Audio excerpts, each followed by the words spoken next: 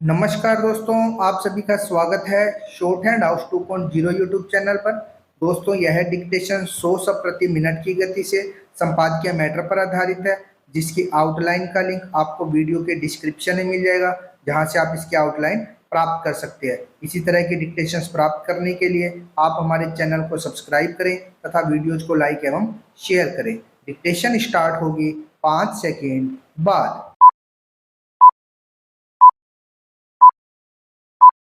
Start. प्रधानमंत्री नरेंद्र मोदी ने एक बार फिर लाल किले की प्राचीर से एक देश एक चुनाव की बात छेड़ी और यह जताया कि उनकी सरकार इस मसले को लेकर गंभीर है। दूसरी ओर, जब तक इसे लागू करने की जमीन पूरी तरह तैयार नहीं हो जाती, देश में चुनावों का सिलसिला यूं ही जारी रहेगा। इस वर्ष पहले जम्मू कश्मीर व हरियाणा में और फिर महाराष्ट्र व झारखंड में चुनाव होने हैं। देश में जब जब चुनाव की बात होती है, संसदीय प्रणाली और इसके इर्द गिर्द विकसित होती राजनीति, सत्ता और बाजार के प्रभाव पर मंथन की जरूरत शिद्दत से महसूस की जाती है, क्योंकि आजाद भारत की 77 वर्षों की यात्रा में भारतीय संसदीय प्रणाली में ऐसे कई विचलन आ चुके हैं, विकास क्रम में जिनका आना तो स्वाभाविक है, पर इन पर ध्यान देना और इनका निवारण करना भी जरूरी है। दो विचलन उल्लेखनीय है। पहला विचलन चुनाव प्रक्रिया से संबंधित है, जबकि दूसरा विचलन राजनीतिक दलों द्वारा सत्ता के दुरुपयोग से जुड़ा है। और लोकतंत्र अपनाने के बाद देश में सत्ता हासिल करने वाली हर पार्टी ने इस विचलन को लाने में अपना समुचित योगदान दिया है। समय रहते इन्हें दुरुस्त नहीं किया गया तो ये लोकतंत्र की विकृति का कारण बन सकते हैं। संसदीय प्रणाली में सार्वभौमिक वयस्क मताधिकार के द्वारा प्रतिनिधि चुनने का आशय यह है कि वह जनप्रतिनिधि स्वयं या अपने राजनीतिक दल के माध्यम से शासन व्यवस्था में अपना योगदान देगा तथा अपने क्षेत्र के विकास के लिए प्रयत्नशील रहेगा। समय के चलते प्रतिनिधि को चुनना गौण हो गया है और चुनाव प्रक्रिया में इस विचलन के लिए राजनीतिक दल और मतदाता समान रूप से जिम्मेदार है।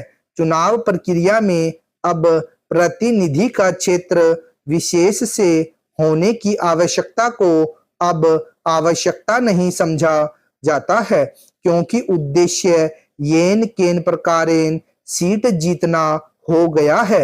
इस चुनाव प्रक्रिया में दूसरी बात बाजार के प्रभाव की है। आज यह स्पष्ट रूप से दिखता है कि चुनाव जीतना एक तरह का इवेंट मैनेजमेंट बनता जा रहा है और इस क्षेत्र में आज कई कंपनियां जोर आजमाइश कर रही है। लोक लुभावन नारे व प्रलोभन तैयार करना, मतदाता को आकर्षित करना और कैसे भी भीड़ जुटाकर जीत के लिए माहौल बनाना इसमें शामिल है। बाजार से लोकतांत्रिक मूल्यों को पुष्ट करने की अपेक्षा करना बेमानी है, क्योंकि बाजार का अपना चरित्र होता है जिसमें ग्राहक की संतुष्टि सर्वोपरि होती है। इसलिए लोकतंत्र के चुनाव में बाजार का प्रवेश एक गंभीर मसला है, जो कि अच्छा लक्षण नहीं है। भारत की राजनीति में राजनीतिक दलों द्वारा केंद्र में सत्ता प्राप्त करना एक प्रमुख लक्ष्य होता है, क्योंकि भारत की संघीय व्यवस्था में केंद्र की तरफ शक्ति का स्पष्ट झुकाव है।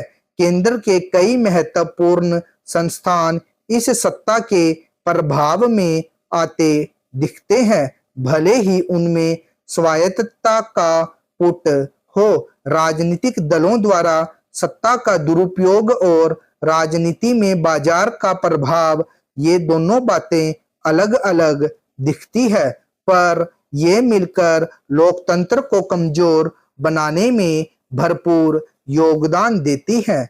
सत्ता के दुरुपयोग से जहां राजनीतिक अस्थिरता पैदा होती है, वहीं बाजार ऐसी सत्ता को प्राप्त करने और बनाए रखने में अपना योगदान देता है। अब सवाल यह उठता है कि बेहतर लोकतंत्र बनाए रखने के लिए आशा की किरण कहां पर है। यह पूरा प्रकरण इतना नकारात्मक भी नहीं कि इससे निजात नहीं मिल सकती। संसदीय लोकतांत्रिक व्यवस्था की मुख्य विशेषता है एक अंतराल के बाद चुनाव की प्रक्रिया और सार्वभौमिक वयस्क मताधिकार। मतदाता जागरूक होंगे तो राजनीतिक दल भी स्वस्थ लोकतांत्रिक परंपराएं अपनाने के लिए मजबूर होंगे। न्यायपालिका और मीडिया की भी विचलन को दूर करने में महत्वपूर्ण भूमिका है। निष्कर्ष यह है कि कोई भी प्रणाली हो, समय समय पर समीक्षा जरूरी है। विचलन को नजरअंदाज करने के दूरगामी परिणाम देश के नागरिकों को ही भुगतने होंगे। भारत के संविधान की प्रस्तावना में हमने भारत को एक संप्रभु समाजवादी धर्मनिरपेक्ष लोकतांत्रिक गणराज्य के रूप में देखने का संकल्प लिया है।